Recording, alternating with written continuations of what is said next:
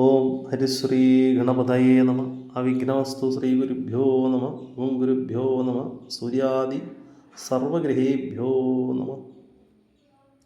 ശ്രീദുർഗ ജ്യോതിഷത്തിലേക്ക് ഏവർക്കും സ്വാഗതം.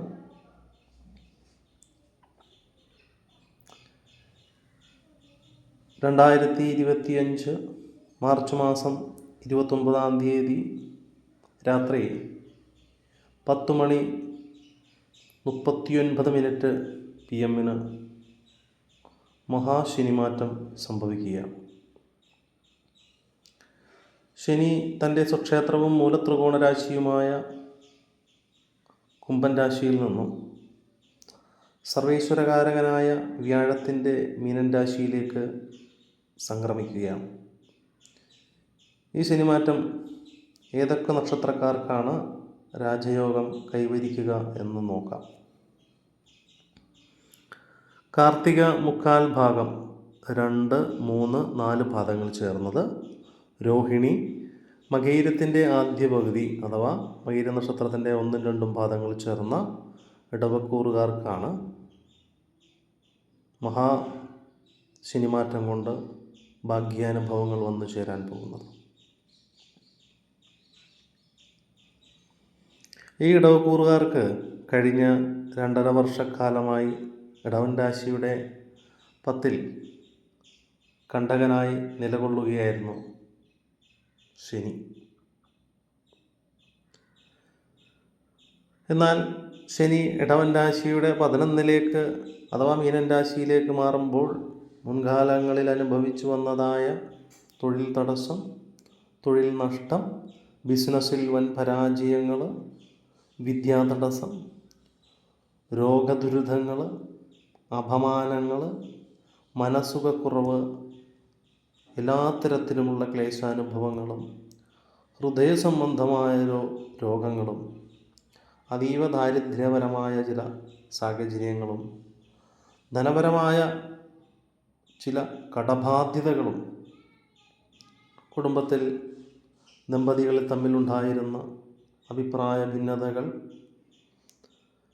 എല്ലാം 2025 മാർച്ച് 29 രാത്രി 10:39 PM ശനി രാശി മാറുമ്പോൾ നിങ്ങൾക്ക് വരാനിരിക്കുന്നത് സർവൈശ്വര്യപ്രദമായ കാലഘട്ടം കൂടിയാണ്. തൊഴിൽ അഭിവൃദ്ധി വന്നു ചേരും. ഈ കാലയളവിൽ പുതിയ തൊഴിൽ അന്വേഷിക്കുന്ന ഉദ്യോഗാർത്ഥികൾക്ക് അവരുടെ മനസ്സിനിണങ്ങിയത് മാതിരിയുള്ള തൊഴിൽ വന്നു ചേരുകയും വിവാഹപരമായ കാര്യങ്ങൾ ആലോചിക്കുന്ന സ്ത്രീ പുരുഷന്മാർക്ക് ഉത്തമമായ ജീവിത പങ്കാളിയെ കൈവരിക്കുകയും ബന്ധുജനങ്ങൾ ഒത്തുചേർന്ന് സന്തോഷിക്കുകയും ബന്ധുജനങ്ങളുടെ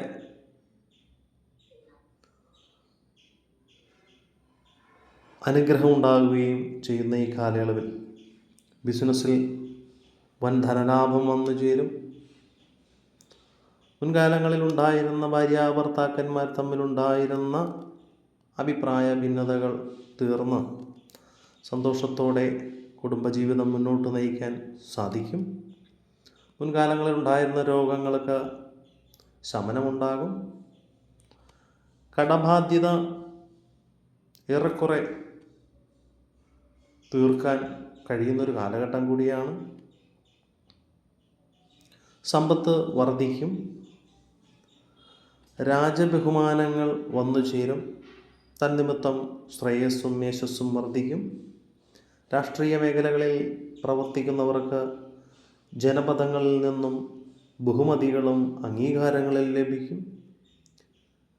രാഷ്ട്രീയ മേഖലകളിൽ പ്രവർത്തിക്കുന്നവർക്ക് ഗ്രാമാധിപത്യമോ സ്ഥാനമാനങ്ങളോ വന്നു ചേരും.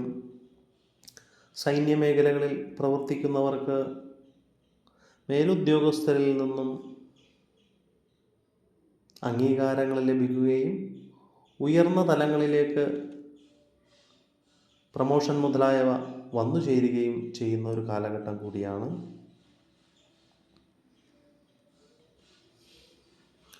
വസ്തു, വാഹനം, ഇവ സ്വന്തമായി പേരിൽ വന്നു ചേരും.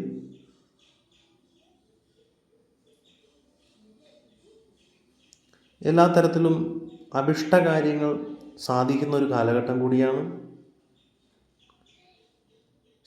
ശനി 11 സഞ്ചരിക്കുമ്പോൾ വളരെയധികം ധനലാഭം വന്നു ചേരുന്നൊരു കാലഘട്ടം കൂടിയാണ്.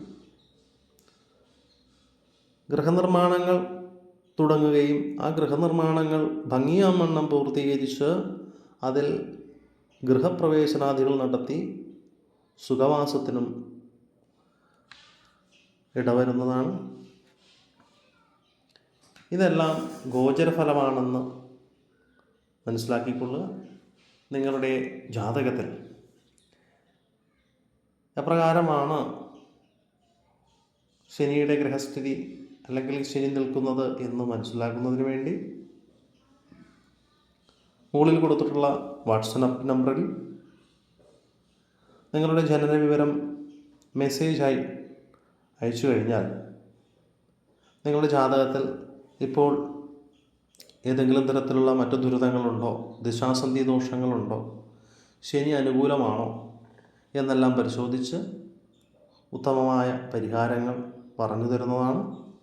കൂടാതെ ശനിദോഷത്തിന് ഏറ്റവും ഉത്തമമായ പരിഹാരം എന്ന് പറയുന്നത് ശാസ്താവിനെ ഭജിക്കൽ, ശബരിമല പോലുള്ള ക്ഷേത്രങ്ങളിൽ കഴിയുന്നത്ര വ്രതം നോറ്റ് ഇരുമുടിക്കേട്ട് ഏന്തി ശബരിമലയ്ക്ക് പോകുന്നതും, ശനിയാഴ്ച ദിവസം കറുത്ത വസ്ത്രങ്ങൾ ധരിക്കുന്നതും, കാക്കക്ക് ഭക്ഷണം കൊടുക്കുന്നതും, ശനിയാഴ്ച ദിവസങ്ങളിൽ ശാസ്താവിൻ്റെ ക്ഷേത്രത്തിൽ പോയി അഭിഷേകത്തിനും ഏറ്റവും ഉത്തമമായ പരിഹാരമാണ് ശാസ്താക്ഷേത്ര ദർശനം. ശാസ്താവിന് കരിക്കഭിഷേകം നടത്തുന്നതും 5 കുറയാതെ കരിക്ക് ശാസ്താവിന് അഭിഷേകം നടത്തുന്നത് ശനിദോഷം കുറയാൻ നന്നായി സഹായിക്കുന്നതാണ്. ഈശ്വരാനും വർദ്ധിക്കാനും ശനിയുടെ പ്രീതിക്കും വളരെയധികം നല്ലതാണ്. നവഗ്രഹക്ഷേത്രത്തിൽ പോയി ശനീശ്വരന് പ്രത്യേകം തിരിവെച്ച് പ്രാർത്ഥിക്കുന്നതും എള്ളുപായസം കഴിക്കുന്നതുമൊക്കെ വളരെ ഉത്തമമായ പരിഹാരമാണ്.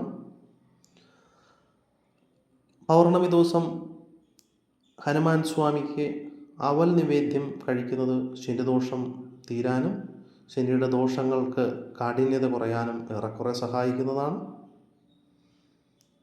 സംശയങ്ങൾക്ക് ബന്ധപ്പെടേണ്ട നമ്പർ കൊടുത്തിട്ടുണ്ട്. ഏതെങ്കിലും സംശയമുണ്ടെങ്കിൽ വിളിക്കാവുന്നതാണ്. നമസ്കാരം.